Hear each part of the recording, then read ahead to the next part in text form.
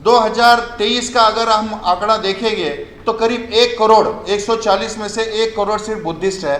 कि माइनॉरिटी बोल के जो आइडेंटिटी बाबा साहब ने हमको दी है वो स्वाभिमान की सर्वोच्च आइडेंटिटी है। जो हिंदुइज्म में शेड्यूल कास्ट बोल के मिलती है वो हमें रिलीजियस माइनॉरिटी बोल के मिलनी चाहिए। इसके लिए इम्तियाज भाई संसद में बात रखना जरूरी है। एक माइनॉरिटी पूरे समुदाय को एकत्रित करने में होगी और आगे चल के ये लड़ाई काफी बड़ी करनी पड़ेगी।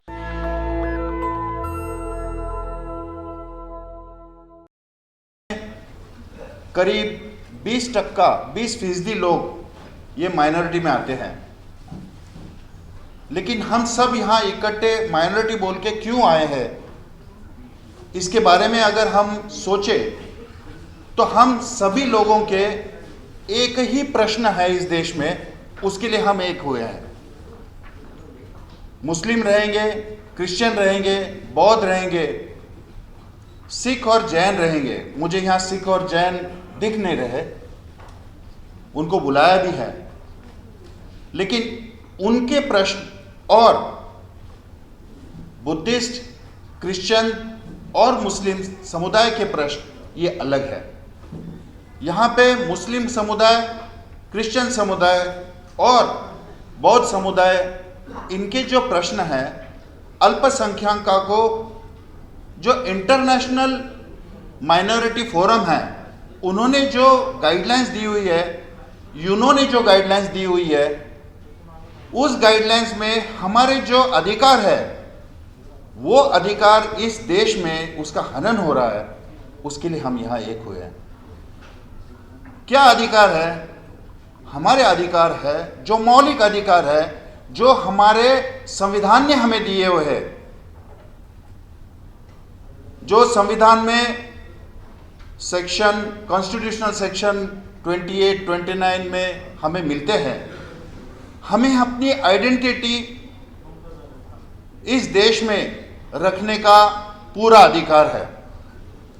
हमारी रिलीजियस आइडेंटिटी है, हमारी कल्चरल आइडेंटिटी है, हमारी सोशल आइडेंटिटी है, ये सब हमें बरकरार रखने का पूरा अधिकार इस देश में हमें संविधान देता है।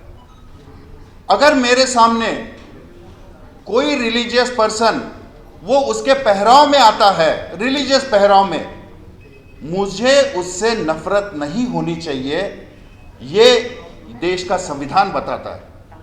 लेकिन आज के तारीख में अगर मैं किसी मुस्लिम को टोपी डाल के हुए देखता हूं तो मेरे दिल में एक अलग द्वेष पैदा हो चुका है और मेरे दिल में इस समुदाय के प्रति एक द्वेष भावना से अलग अलग प्रकार की प्रचार यहाँ से हो रहा है।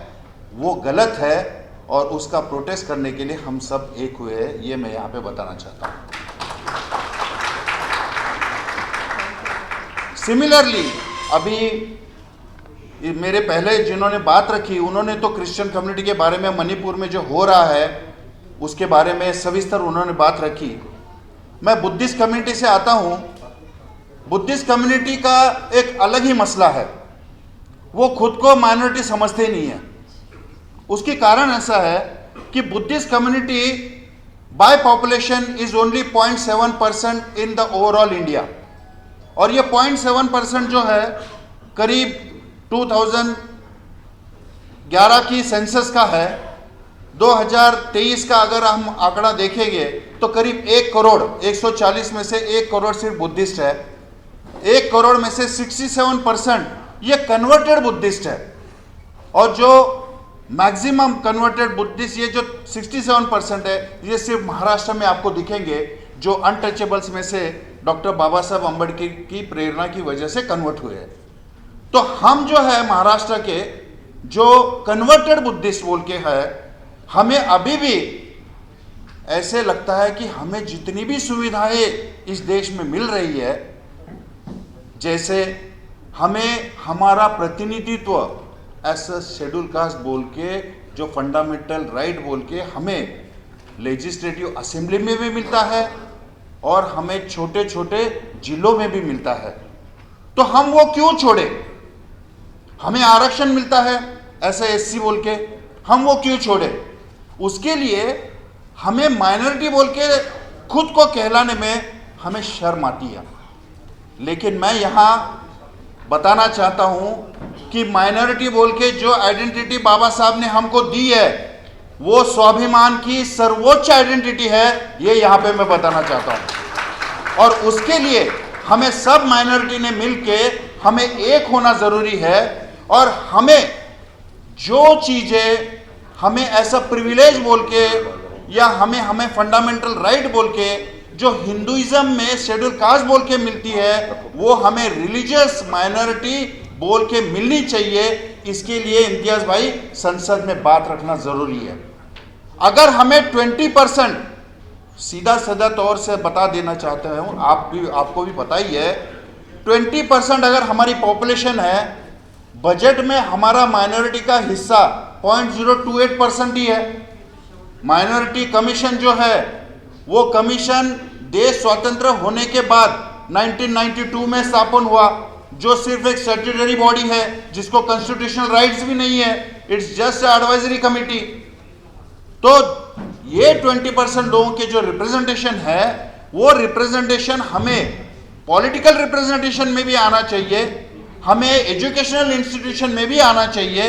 ऐसे मुझे यहाँ पे आप सबको बताना ज़रूरी समझता हूँ मैं, क्योंकि अगर हम माइनॉरिटी बोल के एक होना चाहते हैं तो हमारी सबकी लड़ाई ये एक मुद्दे पे होनी चाहिए कि जो जो प्रिविलेजेस हमें मिलने चाहिए मौलिक अधिकार के रूप में, उन अधिकारों का कहीं भी हनन नहीं होना चाहिए, ये पहली बात। और हमें हमारे जो मूलभूत चीज़ें हैं हमारे समुदाय के प्रगति के, उदाहरण के लिए हमारा शैक्षणिक जो प्रगति है, वो देखिए आज भी हमारे बच्चे कौन से स्कूल में पढ़ रहे हैं, उनकी क्या हालत है।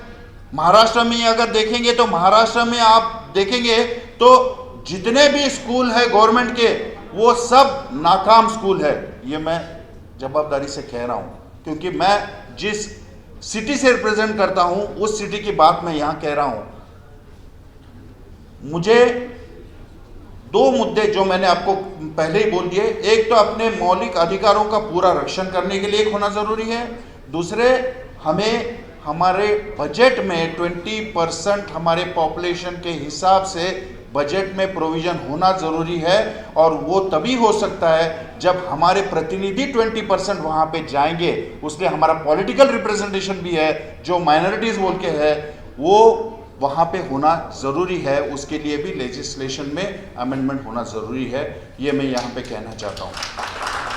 अधिक बात न कहते हुए मैं आप सबका यहाँ पे स्वागत करता हूँ और आशा करता हूँ कि ये जो आज का दिन है, ये एक ऐतिहासिक दिन रहेगा, जिसकी शुरुआत एक माइनॉरिटी पूरे समुदाय को एकत्रित करने में होगी और आगे चल के ये लड़ाई काफ़ी बड़ी करनी पड़ेगी। इसके लिए हमें एकजुट रहना ज़रूरी है।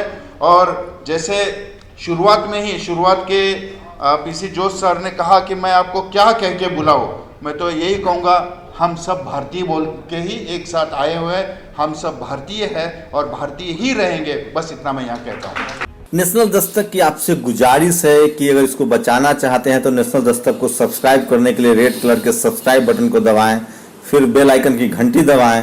नेशनल दस्तक को बचाने के लिए बहुत ज़रूरी है कि हर खबर को शेयर करें, लाइक करें, कमेंट जरूर करें।